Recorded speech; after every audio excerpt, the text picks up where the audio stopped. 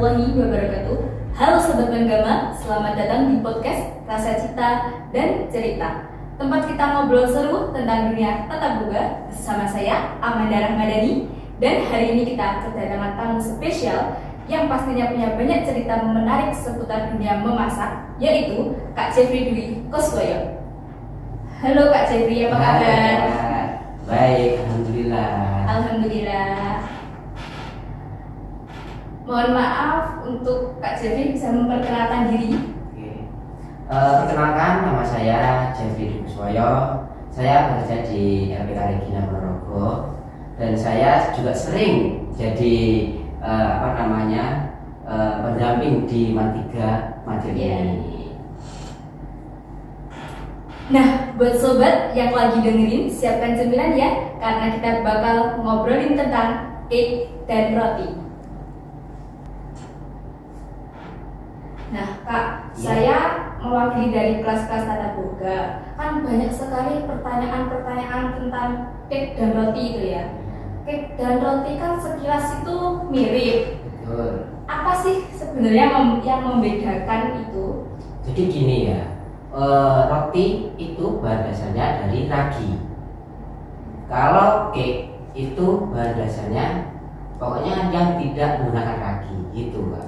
Jadi perbedaannya, kalau roti itu cenderung pengembangannya membuat ragi, kalau cake itu tidak menggunakan ragi, seperti itu, Kak. Seperti itu. Ya. Apakah pengolahan antara roti dan cake itu sama atau berbeda? Kalau pengolahannya jelas beda, Kak. Soalnya gini, kalau roti itu pengembangnya kan pakai ragi. Untuk bahan dasar roti itu ada tepung, terus habis itu ada ragi, ada air, seperti itu, Kak. Kalau cake nanti ada tepung, ada telur, sama gula, seperti itu untuk bahan dasarnya. Beda, betul. Contohnya kalau di sekitar kita itu apa ya, kalau cake sama roti itu? Nah, ini ada contoh. Kalau kita roti itu seperti ini, Kak. Nah, roti seperti ini. Ada yang roti pisang, ada yang roti sosis, atau ada lagi roti pizza, seperti itu. Kalau cake nanti ada brownies, terus ada rainbow dan lain-lain, seperti itu. Kalau roti itu lebih mengembang gitu ya? Betul, teksturnya agak mengembang. Nah, sekarang kan banyak banget kreasi roti dan cake modern. Ya. Gimana sih caranya biar tetap kekinian tapi tidak menghilangkan cita rasa aslinya? Oke, pertanyaan yang bagus ini, Kak. Jadi ini kemarin juga saya pernah mencoba ya, membuat hal yang baru ya. Jadi brownies itu saya buat dari singkong. Singkong. Betul. Jadi kemarin saya buat produk itu tepungnya saya tidak menggunakan tepung yang sudah jadi itu ya, tepung protein sedang. Melainkan saya menggunakan singkong yang masih utuh, singkong baru cabut dari tanah, ya kan? Itu saya bersihkan, terus habis itu saya parut, saya peras airnya sedikit, baru kita olah menjadi brownies seperti itu, Kak. Jadi nanti untuk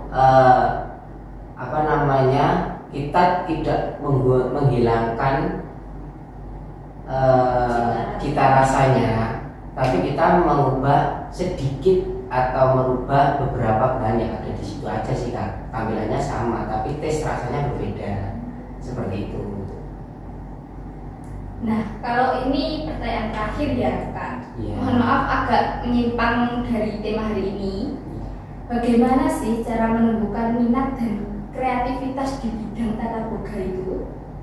Jadi gini ya, kalau kita menumbuhkan minat, kita kalau sudah kalangan di SMK pasti kan ada sih jurusan apa, montir atau tata boga. Masih kan tata boga masih sudah familiar tentang tata boga ya. Di situ biasanya kalau ada kuliner, tata boga sendiri kan ada kuliner, ada yang pasti bakery di situ kayak. Kalau nanti cenderungnya pengen ke fokusnya ke pasti bakery, kita ya sekolah-sekolah video atau melihat resep seperti itu, Kak, untuk meminatkan kita terjun langsung di dalam tata boga. Selain kita melihat video atau resep yang ada, kita harus praktekkan supaya nanti kita tahu tes rasanya itu seperti apa. Terkadang meskipun ada resep, kita kan tidak terkadang ada yang suka manis, ada yang tidak. Di resep itu mungkin ada kan ya Kak ya. Jadi kita bisa memvariasi. Oh, tes rasanya kita ini terlalu manis nih. Bisa kita turunkan gramasi gulanya dan sebagainya seperti itu, biar nanti kita memiliki cita rasa tersendiri seperti itu Kak. Jadi minatnya nanti kita harus melihat-lihat tentang produk apa terus kita action seperti itu. Nah, kita kan sering ketemunya belajar di sekolahan ya Kak. Kalau mau di rumah itu bisa nggak sama Mas Jeffrey, sama Kak Jeffrey itu? Kalau di rumah bisa, sangat bisa sekali. Iya. Jadi kalau ingin belajarnya di rumah saya atau di rumah kakaknya nih? Di rumahnya Kak Jeffrey aja, kan ada etikanya di sana. Oke, baik. Kalau di rumah saya, yang jelas mungkin alat-alat sudah lengkap lah. Silakan, kalau kakak maunya mampir, silakan, nggak apa-apa. Saya akan membantu dengan sepenuh hati. Selain tata boga itu Kak Jeffrey, apalagi sih yang bisa itu? Oh, kalau di rumah itu kesibukannya sih banyak sih Kak ya. Kalau membantu orang tua itu sebenarnya di tata boga. Kalau saya pribadi sih dipotong rambut seperti itu Kak. Di lembaga kami itu sebenarnya ada banyak program. Ada tata rias, terus ada batik, ada komputer seperti itu. Wah, banyak sekali ya ternyata. Wah, seru banget hari ini. Banyak banget hal yang bisa kita pelajari tentang dunia tata boga itu. Bukan cuma tentang resep, tetapi juga soal kreativitas, disiplin, dan cinta terhadap rasa. Terima kasih banyak buat Kak Jeffrey yang sudah berbagi inspirasi hari ini. Sama-sama Kak. Semoga bisa menemani terus tata boga di Mantiga Madiun ini. Siap. Dan semoga usahanya semakin sukses. Amin.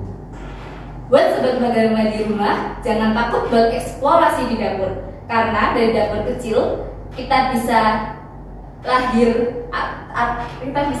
cita rasa besar. Tetap semangat, tetap berkarya, dan jangan lupa masak dari hati. Sekian dari saya. Wassalamualaikum warahmatullahi wabarakatuh. Mantiga Madiun bisa jaya.